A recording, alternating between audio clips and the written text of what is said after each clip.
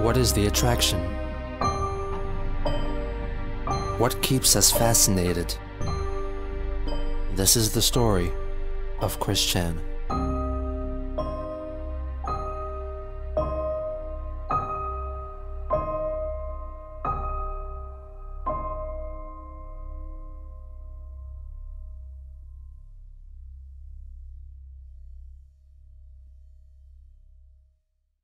With Sonichu Issue 5, the story strays further and further away from the Sonichu storyline and makes Christian the main character, with the plot of the comic closely mirroring his own life. The comic begins with Sarah's wedding, with Chris attending in spirit, possibly alluding that he didn't attend her actual wedding. The episode also introduces two new characters, Megadula Skunk, based on a character created by Megan, and Sailor Mechtoon, indisputably symbolizing Megan herself. He briefly fights off Wes Isley, and at the end of the episode, Sarah thanks him for all the childhood years they spent together and wishes him good luck on his advances towards Megan. Sarah throws her bouquet at him, and he catches it, believing this meant his own wedding would come shortly. Christian uses his comic to depict his inner monologue and fantasies to the world. I love Megan, yet she's not ready to return or seek it. I'd feel better if I could chat with her on the phone, although she's uncomfortable doing that. Our email communications are okay, but speech speaks louder than typed words. The artwork also changes to an unmistakably anime and manga style, perhaps in an effort to appeal to Megan even more. In the following episode, Christian has a lengthy discussion with Sonichu about his optimistic hope that he and Megan will get together, despite him admitting a few pages ago that she was not responsive to his advances. He acknowledges that he is so optimistic that he even stopped using his attraction sign. They're interrupted by the announcement that Mary Lee Walsh and the Jerkops are invading Quickville, so Chris teams up with Megan, Crystal, and the Chaotic Combo. During the climax, Crystal gets trapped in the dark mirror, and Christian comforts a tearful Megan who thought that she had lost Chris for good. His obsession with Megan is made crystal clear, and is further confirmed by the emails she sent to him. I know you know that I hate guys and I hate love, 'cause I told you a million times. So why do you keep getting too close and touching me? I really don't like it at all. I know you said 'cause you have feelings for me and it's hard for you, but, I'm sorry, this sounds mean. You really need to try and get over it. If you keep hanging on like that to someone who doesn't love you back, well, it'll only make you more miserable. You need to just accept the fact that I don't and will probably never love you. So you should just take a rejuvenating breath and move on. Advice to which Chris refused to listen, as is evident in an email written just a month later. I'm just a little mad that I have to keep telling you to please stop touching me. It's like you're not wanting to listen to me. I tell you, then you say okay, but eventually you're back to the same tricks, and this time I really mean it. Even my other friends don't like it and think it's weird. So once and for all, could you please stop? You know I don't like it, so why do you keep doing it? It's not like you're gonna try and soften me or something. So, I don't want to have to tell you again, or I might get really angry, 'cause you know, unwanted remarks or advances to a girl is sexual harassment, and I don't take that lightly. Chris's not so subtle attempts at getting her attention did not go unnoticed. Sometimes I get the feeling that you copy me to get me to like you, like Sailor Moon for example. The only Sailor Moon thing you had was that adult video, and since I told you how much I love it, then you start getting into it, kinda like My Little Pony. That kind of thing really annoys me. I don't like it much when people get into something right after they find out I liked it first. When you said we had a lot in common, like Sailor Moon and My Little Pony, well, who loved Sailor Moon first? Who collected My Little Pony first? Okay, I know I sound like a spoiled brat, but can you see what I'm trying to say? I don't like being too in common with others. I try to be as different from others as possible. On June 27th, 2006, Patty Chandler was put to sleep. A day later, at a special service, Christian read out the eulogy which he wrote himself. My family, furry friends, anyone else present, we are gathered here today to pay our last respects and wishes to our dearly beloved Beagle Spitz, Patty, who has departed from our world here on Earth to a doggy heaven where she will be happier because she will run free and play with all the other dogs who are already having fun up there.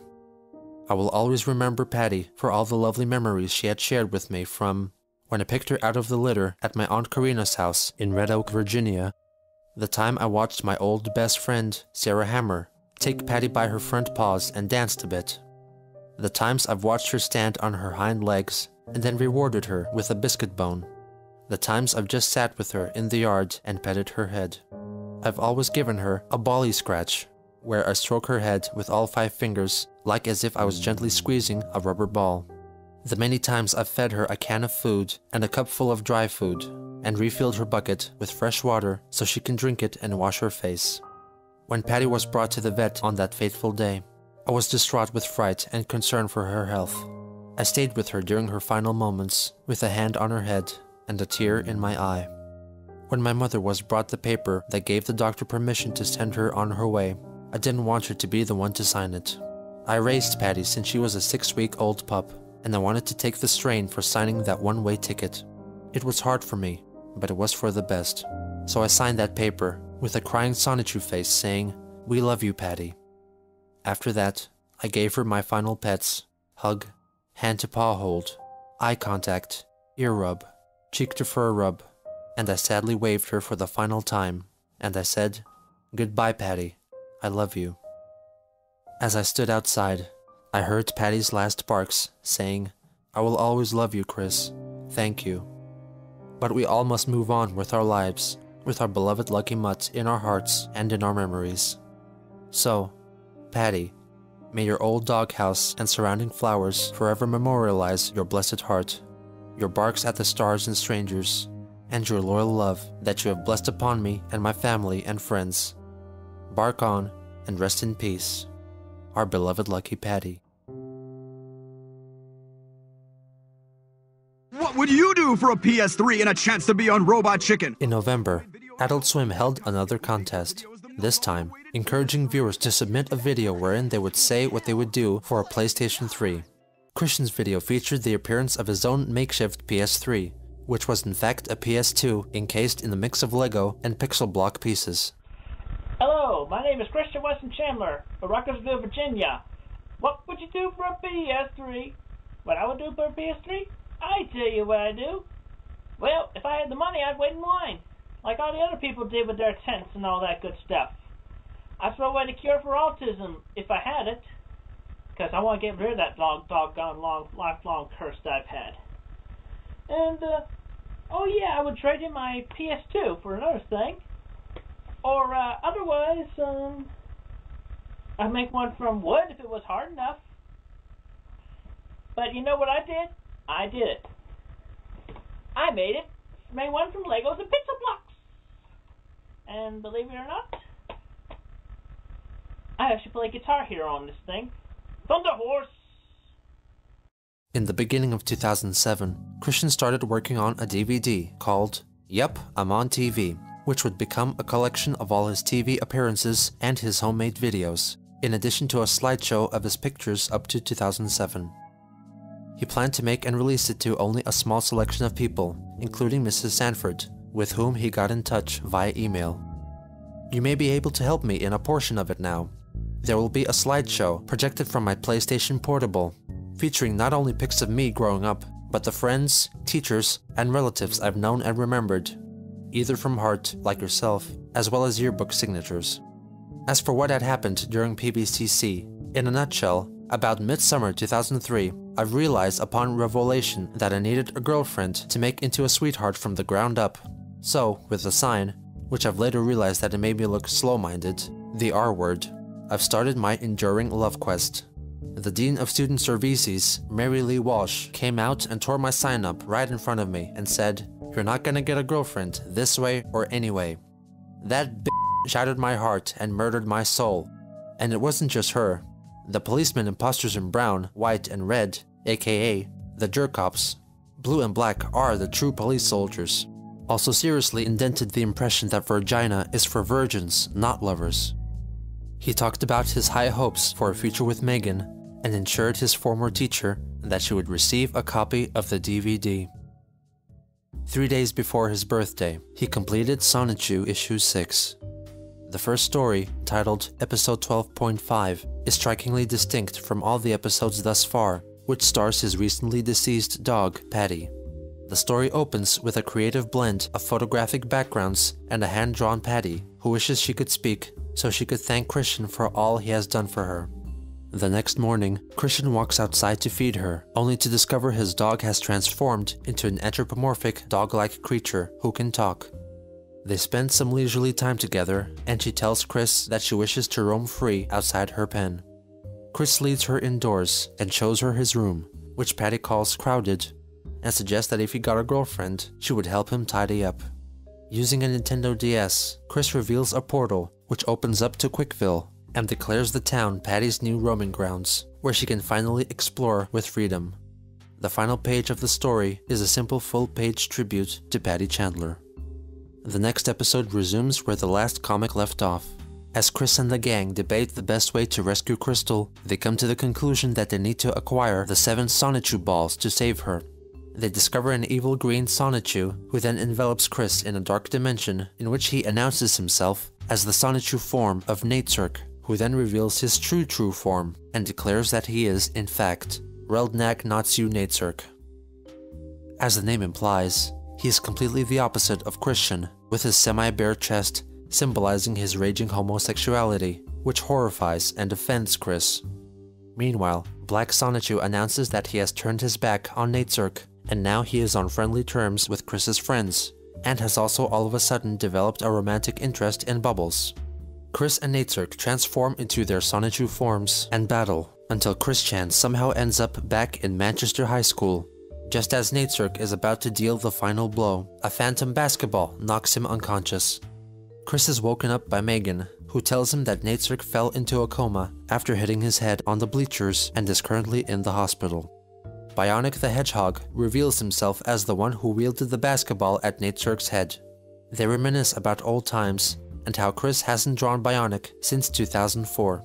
Chris laments that he is 25 years old, having never even had a date.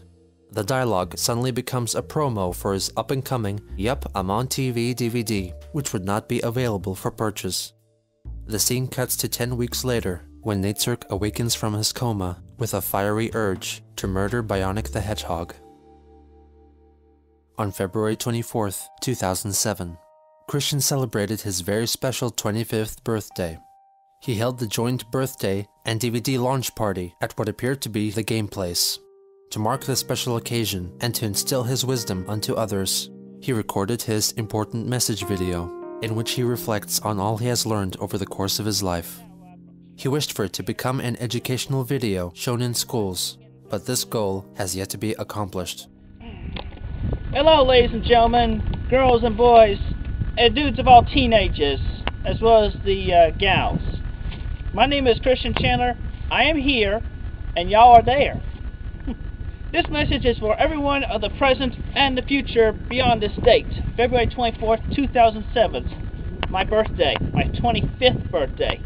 I am high-functioning autistic, and in my 25 years, I have seen and learned so much. And today, I intended to share some wise words that I hope each and every one of you will take to heart and allow for yourself and everyone else a better, brighter future. He encourages his audience not to take up dirty habits like drinking or smoking. You should avoid at all costs smoking, drinking alcohol, and intaking similar icky, dangerous stuff. And smoking will eventually cause cancer, and you'll be more likely to get heart attack, viruses, and your life will be cut drastically short. They don't call cigarettes and cigars death sticks for nothing other than killing you slowly. If I could, I would take every last ounce of tobacco, put them on a rocket, and shoot them up to the moon. He encourages boys to buy a My Little Pony figure to get accustomed to the female form and pretend to treat it like the girl they like. If you're a young gentleman, I recommend buying yourself a My Little Pony figure of your favorite color or whatever. Now, stroking the hair of said pony is very relaxing and therapeutic, and also rubbing it against your cheek. That's nice.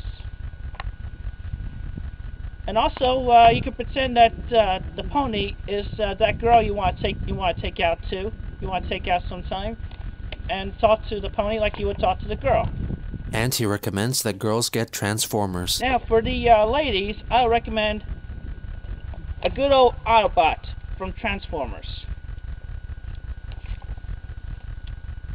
because you can get to learn how to examine the mechanics and variations of each and every, of the autobot you have, like you would learn how a man works, and it'll allow you to feel more comfortable in approaching and talking to that boy you've been flirting from a distance, or just been flirting with from a distance, and hopefully all you have to do is just end up and say hello.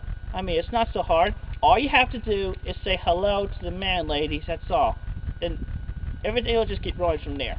He encourages girls to be more open to having a relationship with less attractive males, and states the importance of staying with your first mate, neglecting that both of his parents were married before. He finally stresses the point that it is crucial that boys and girls stay straight. Also keep in mind that while you're playing with these things, you should keep in mind of what your true original gender is. Because it's like you're learning about that girl you want to take on a date, young man. Or likewise, you feel more comfortable to approach that boy just saying hello that you've been checking out from a distance, young lady. And hopefully in due time or now, each and every one of you will stay straight. Girl for boy, boy for girl. Everything else is vice, as said by Dr. Kinsey. And besides, if you stray away from the straight path, it can really jeopardize the entire future of the world and the human race. This video would become the final addition to his DVD. I am Christian Weston Chandler. Live long and shine on in your very own unique way. War is never the answer. Peace is. Never fight. Compliments will get you fuzzy wuzzies. War gets you prickly wicklies, as well as punches that get you those too. Thank you very much, and have a wonderful day. In March, Chris reignited communications via email with his half-brother Cole Smithy, who had made a career for himself as a film critic. This renewed interest was most likely in order to acquire his address so he could send his DVD to his brother. I have talked to Mom, and I quote her when she said, "I do not regret giving life to Cole. We've had a bunch of good years up till the madness, and all things considered, I still love Cole very much like any other mother would for her son. She really does." Cole's response was brutally cold and honest. I grew up in an abusive household with Barbara and my former stepfather, Jerry, where physical and mental punishments ran the gambit, from bare-assed beatings to cold showers to bizarre scenarios, acted out with glee by two deeply neurotic adults. The treatment I received in Richmond, Virginia, was another matter altogether. To raise a child in such conditions is inexcusable. Even at a very young age, I knew that they would abandon me. They were both irresponsible and incompetent parents who exposed me to traumas that I would rather not remember. He continued to elaborate on his feelings towards Bob. The crux of my problem with Barbara comes from two sources. The first is Bob's bitter influence on her, which worked to separate our relationship just as Bob did with his own children, with whom he has no association. In nearly 44 years of life, I've never met a meaner or more reprehensible Republican cur than Bob Chandler. I hope that you will email me when he dies so that I can celebrate. Our mutual hatred has never been a secret, and it points out Barbara's proclivity to isolate herself via scurrilous mates. The second and more compelling issue that permanently ruined my relationship with Barbara is the litany of lies she tells anyone who will listen about the identity of my biological father and about her marriage history. He revealed that he employed a private investigator to track down his biological father, who was most likely a man named Rand Coleman Yates, to whom Barbara was married. Go ahead and send your DVD to my address listed below.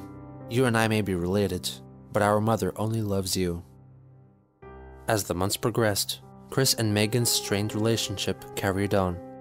She told him that she did not appreciate him depicting her original female characters with breasts, and once more ordered Christian to stop touching her. In May, Chris created a YouTube account called Sonichu and uploaded his first video, a fight on the game Soul Calibur of Chris versus Mary Lee Walsh. Sage wins. See that? In June, Megan left for Kentucky, with Chris emailing her frequently, updating her with his activities at the game place and saying how much he missed her. He also mentioned attending an upcoming rummage sale in town, which ended up being reported on in the Daily Progress, with Barbara and Christian receiving an honorary mention. Right behind Ross, Christian and Barbara Chandler were waiting to shop. Christian wanted toys and video games, while his mother wanted to look for fabric. In the meantime, Sony held the Chop Chop Master Onions Rap Showdown contest to promote the Parappa the Rapper video game, which required contestants to submit a video of themselves performing a song from the game. However, they were limited to only using their own voices, with the use of backing tracks resulting in an immediate disqualification. The winner would get 2 PSPs and an all-expense trip to Seattle's Penny Arcade Expo. Chris was convinced that if he were to win the competition, he could give one of the PSPs to Megan and then invite her along to Seattle so she could fall in love with him and finally take his virginity.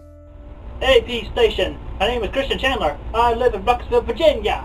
I have a PSP, I like the rap, I play with the rapper, I go with you now. The only song I know is Master Onion, which I got from a demo I bought from my friend Megan.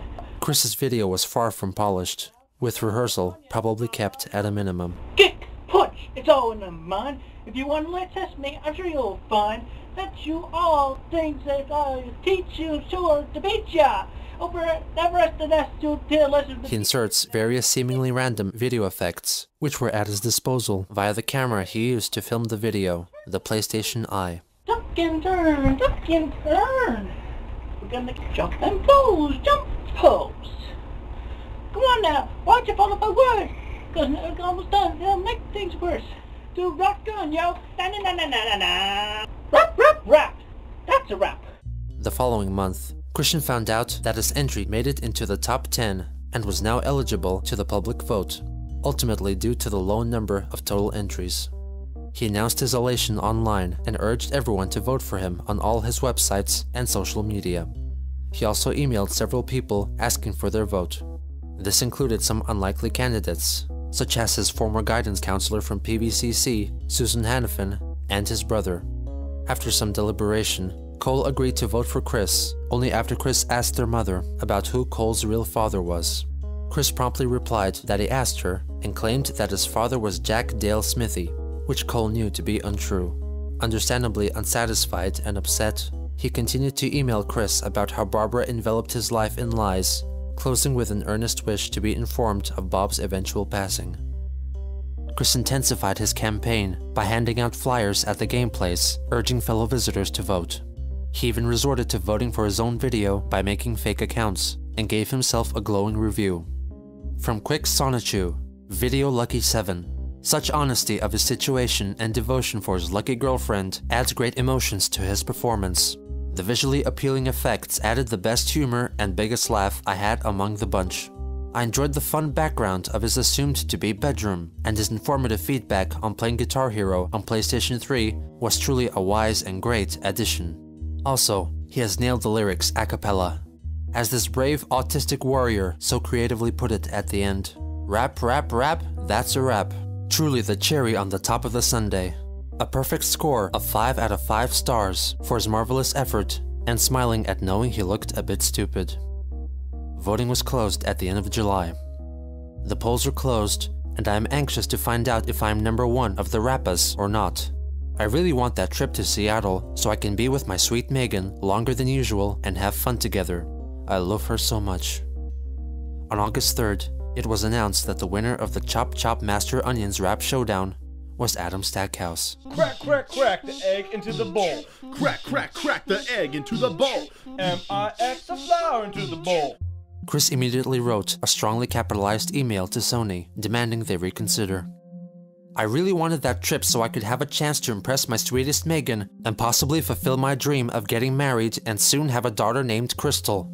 Yet now I, a frustrated high-functionally autistic 25-year-old virgin, have been balls broken like I have through a big chunk of my life in America's favorite game, Kick the Autistic. Sigh. I had my fantasies of having fun with Megan, taking her to a really extravagant destination. I am not rich. Taking a long-wanted tour of the Nintendo of America Company Tour with her, playing Guitar Hero against the guy in the Parappa costume, jamming with Megan in the hotel room, and possibly our first time in bed. Sigh. Life can be so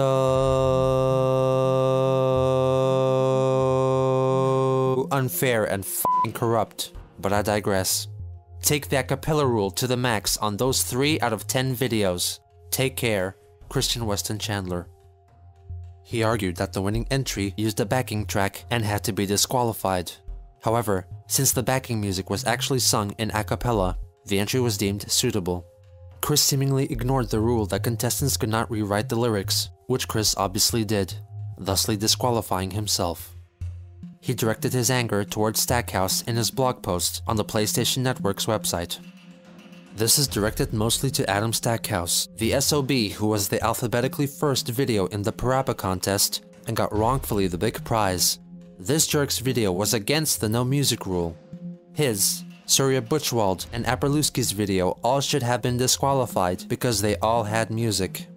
He also let Megan know about his sorrow.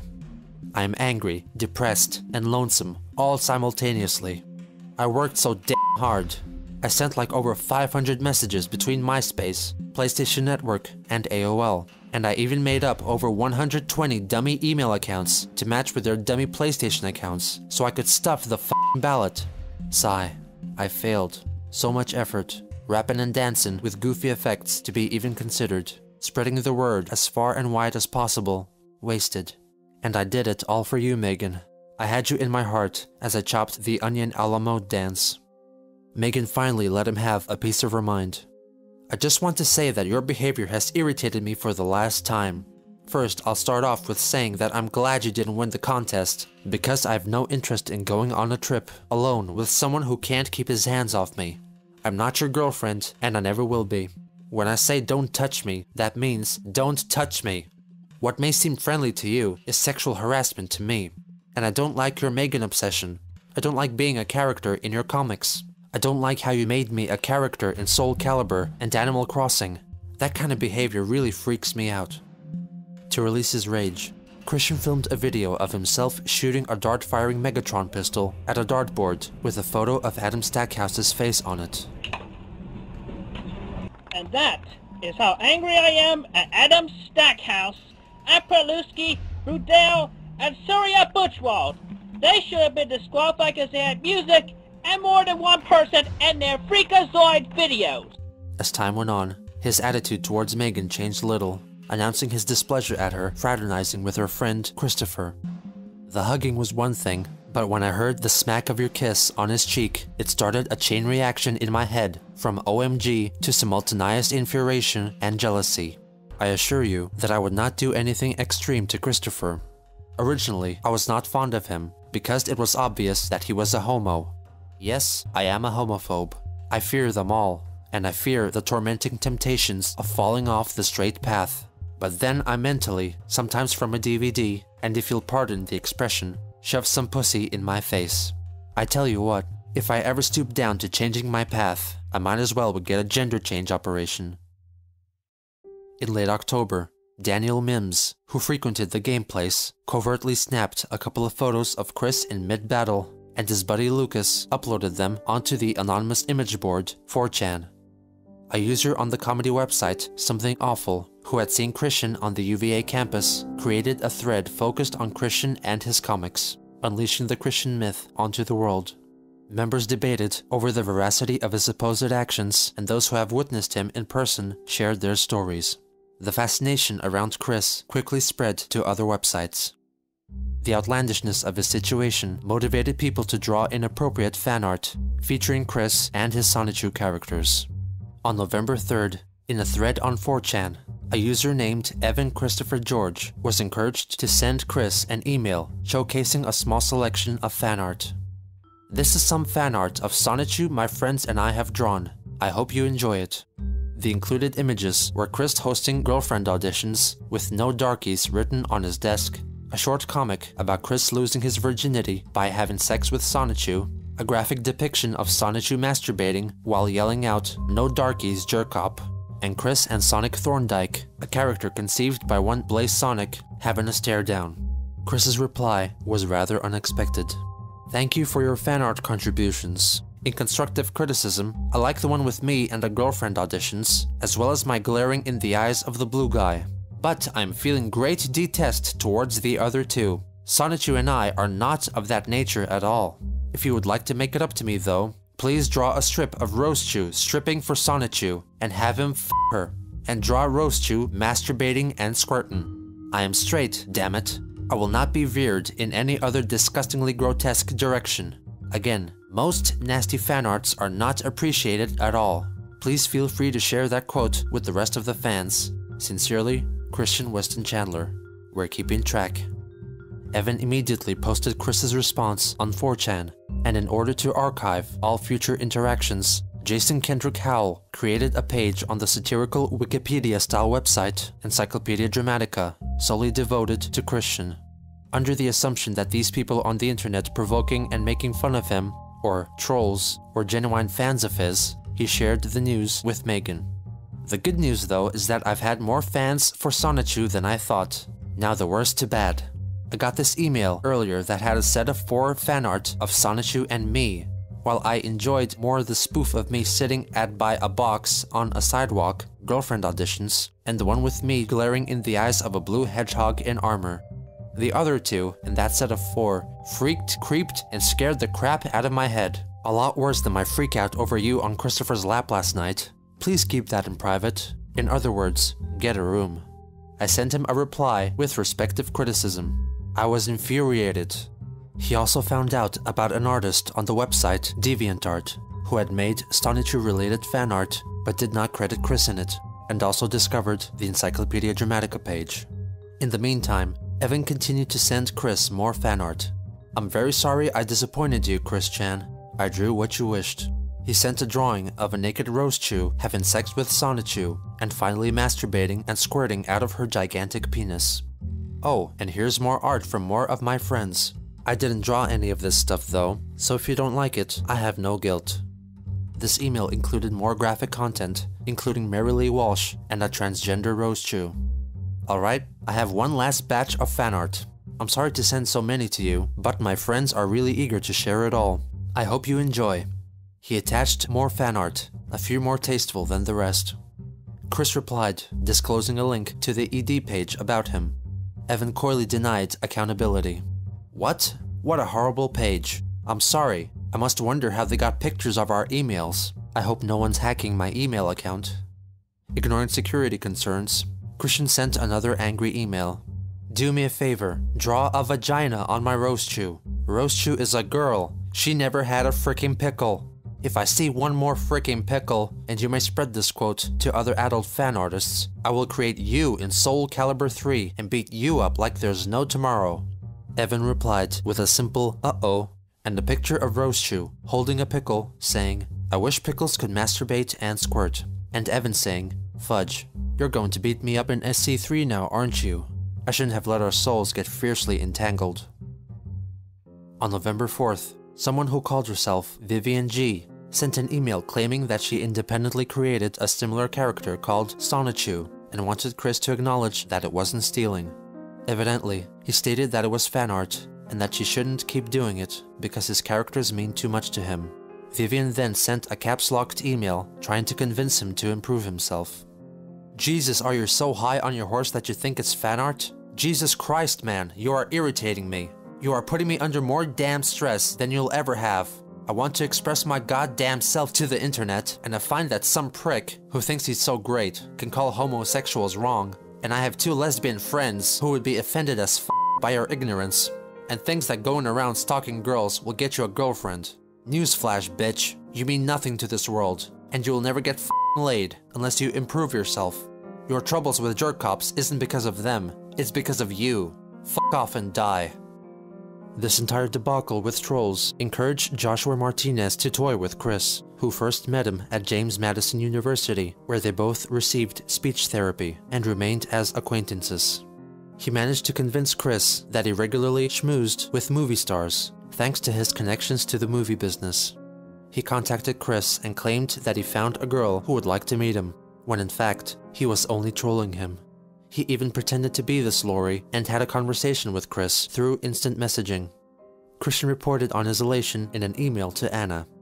Her name is Lori Lopez. I chatted with her through AOL Instant Message last night. She was really sweet, and not only did I have a great time getting to know her, but, blush, I got turned on. I know that she works at a car lot, I think. She is 23, brunette, brown eyes, and she is a mix of American and Spanish. If you've watched the movie Into the Blue, the starring woman, Jessica Alba, is an American-Spanish mix as well. He also mentioned her to Megan and even attached a supposed photo of her. On November 7th, Chris filmed a video pleading those involved with the ED page to be more respectful about him and take it down, and talked in length about his life and what caused him to be in his current situation. It has come to my attention that I have a lot more fans of my electric hedgehog Pokemon Sonichu than I had originally thought, and I thank each and every one of you for your support. And I will draw more comics when I get some positive inspiration or when I feel like it. After all, everybody has a life, so do I. I have a life. I would like to humbly apologize for appearing to be some kind of sleaze, troll, badass, or whatever adjectives, good or explicit, you may feel about me. Please understand, I am a 25-year-old high-functioning autistic male with a simple, peaceful dream of becoming a father of a sweet, little pretty girl who I will dub the name Christian Weston Chandler. Crystal, a name that sounds similar to mine, but it has a nice ring to it. He claims that his family, on his mother's side, stems from British royalty. Weston, my mother's maiden name, and a proper English name from royal descent. As a matter of fact, among my mother's side in the ancestral traits, we have been traced down to Daniel Weston, who was on the Mayflower voyage, and beyond him, Anne Boleyn, who was the one of King Henry VIII's wives, who gave birth to Queen Elizabeth I. He talks about his upbringing, the struggles of the school system, and his achievements in high school. He defends his methods for finding a sweetheart. All I did was sit around with a sign by my side that said I was looking for a boyfriend-free girl, 1825, yada yada yada, all that page. And I did all that because I have feared rejection and the infinitely high boyfriend factor, because you cannot tell which ladies are paired up and which are not. And wedding rings, that's just a whole different story, because they're married. Because it's not like you give every woman a ring who's already paired up. That's just one perspective. So please understand, I am not a violent person. I'm decent. I come from a caring, loving pair of parents. I'm kind, I'm considerate, I will respect your space and your feelings ever so much. Thank you very much for your time and listening, and please remember, I'm an innocent person. Just like most every one of you, I've had my faults, I've had my share of bad times, I have my share of good times. Please understand that. Thank you again. Take care. With this recent upsurge in interest for Chris, he had the ability to raise awareness for his cause, and maybe even take proper action to prevent further trolling. Or better yet, if he took better care of his online presence, he could have made all of this fade away.